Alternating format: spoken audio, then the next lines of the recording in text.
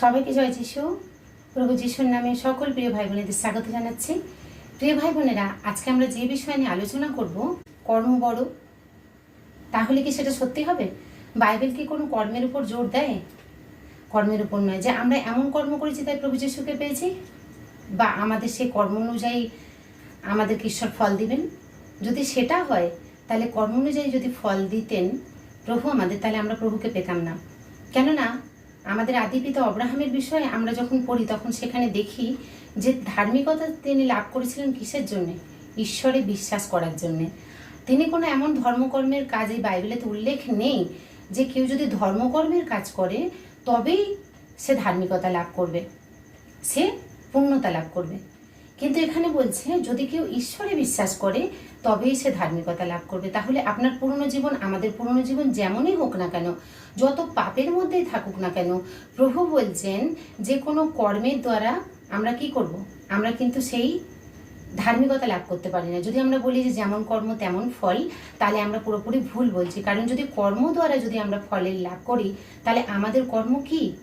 আমাদের কর্ম ছিল সবই পাপ। এবং এখনো পর্যন্ত আমরা কখনো কখনো এমনও কিছু কাজ করে ফেলি বিশ্বাসী হওয়া সত্ত্বেও, যেটা কিনা আমরা বলতে পারি যে আমরা ঈশ্বরের আজ্ঞাও লঙ্ঘন করে ফেলি কখনো। কিন্তু প্রভু এতটাই মহান, তিনি কখনো সে আমাদের সেই যে পাপ সেটা ধরে আমাদেরকে বিচারে আনেন না। যদি বিচারে তিনি আনতেন, তাহলে আমরা তার সামনে দাঁড়াতেই পারতাম না। আমরা একটি বাক্য পড়ে নেব, রোমিও তার 3 পদ। সকলে বিপদে গিয়াছে, তাহারা একসঙ্গে অকর্মণ্য হইয়াছে, সৎকর্ম করে এমন কেহই নাই, একজনও নাই। এখানে বলছে যে সকলে বিপদে গিয়াছে। সকলে কি হয়েছে? তারা সকলেই অকর্ম করিয়াছে, এবং কেউই এমন নয় যে সৎকর্ম করে। প্রভু কাউকেই দেখতে পান না। এরকম নয় যে আপনি অন্যায় করছেন, পাপ করছেন, আর আমি সৎকর্ম করছি, সেটা নয়। প্রভু বলছেন যে কেউই নেই, জগতে কেউ এমন নেই প্রভু যিশু ছাড়া যে কেউ সৎকর্ম করছে বা কেউ মানে পাপ করছে না বা অকর্ম করছে না, সবই অকর্ম করে যাচ্ছে। তো সেটাই বলছেন যে যদি আমরা এভাবে যদি আমরা গণনা করি যে যেমন কর্ম তেমন ফল, তাহলে আমরা ভুল করছি। কারণ আমাদের কর্ম পাপ, আমাদের কি অকর্ম, আমরা অকর্ম করি, আমরা সৎকর্ম করি না। তো সেখানে বলছে তবে কি বলিব মাংসের সম্বন্ধে, আমাদের আদি পিতা যে অব্রাহাম, তিনি কি প্রাপ্ত হইয়াছেন? কারণ অব্রাহাম যদি কার্যহিত ধার্মিক গণিত হইয়া থাকেন, তবে শ্লাঘার বিষয় তাহার আছে, কিন্তু ঈশ্বরের কাছে নাই। কেননা শাস্ত্রে কি বলে? অব্রাহাম ঈশ্বরে বিশ্বাস করিলেন, এবং তাহা তাহার পক্ষে ধার্মিকতা বলিয়া গণিত হইল। যে কার্য করে তাহার বেতন তো তাহার পক্ষে অনুগ্রহের বিষয় বলিয়া নয়, প্রাপ্য বিষয় বলিয়া গণিত হয়।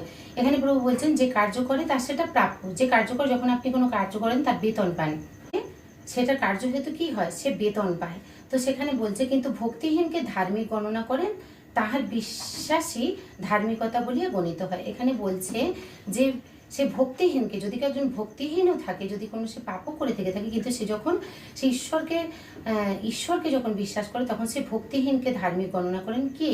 সেই ঈশ্বর। তার সেই বিশ্বাস হেতুই এটা সম্ভব হয়, কার্য হেতু নয়। তাহলে যদি কোনো কার্য হেতু কাউকে বিশ্বাস যদি আমরা বলি যে এই বিশ্বাসী বা এই ধার্মিকতা অর্জন করে, তাহলে ভুল।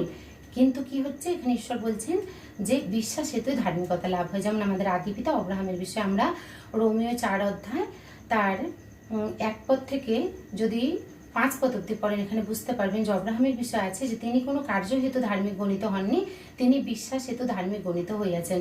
তাহলে আমরাও যখন প্রভুকে বিশ্বাস করিয়েছি, তখন আমাদের কার্য এখানে কোনো কিছু এখানে গুরুত্ব রাখে না। আমাদের কার্য যতই পাপে হোক, যতই অপরাধে হোক, সেটা প্রভু যিশুর কাছে কোনো গুরুত্ব রাখেন না। কারণ তিনি পাপের জন্যেই মৃত্যুকে বরণ করেছিলেন, এই জগৎকে পাপ থেকে পরিত্রাণ দেওয়ার জন্য এসেছিলেন। এবং কেউ যদি ভাবে আমি ভালো ভালো কার্য করব, কিন্তু আমি ঈশ্বরে বিশ্বাস করব না, আমার কার্যই আমাকে কি করবে? ফল দেবে, তাহলে কার্য হেতু কি পাবে? সে বেতন পাবে। আর আমাদের কার্য কি? সমস্ত কিছু কি বলছে? সকলেই অকর্ম হইয়াছে, কেউ সৎকর্ম করে এমন কেউ হই নাই।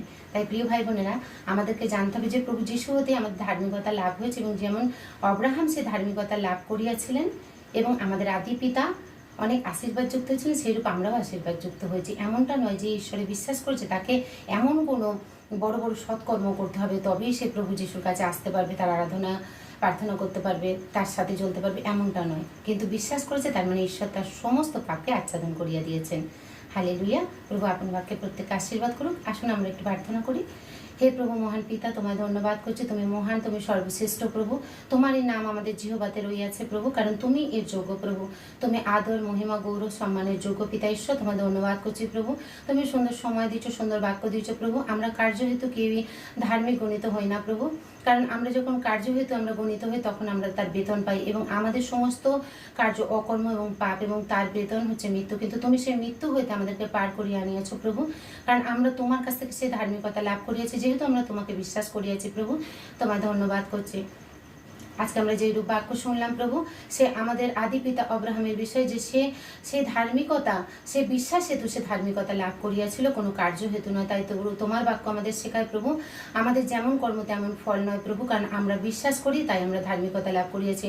কার্য হেতু যদি আমরা গণিত হই প্রভু, তাহলে আমরা সেই পাপী বলে গণিত হইব। তাই প্রভু তুমি আমাদের পাপকে আচ্ছাদন করিয়াছো, আমরা বিশ্বাস করি তুমি আমাদের ক্ষমা করিয়েছো, তুমি সন্তান করেছো আমাদের। তোমায় ধন্যবাদ করছি, এবং এখানে উপস্থিত প্রত্যেকটি সন্তানকে তুমি আশীর্বাদ করো, অনুগ্রহ করো প্রভু।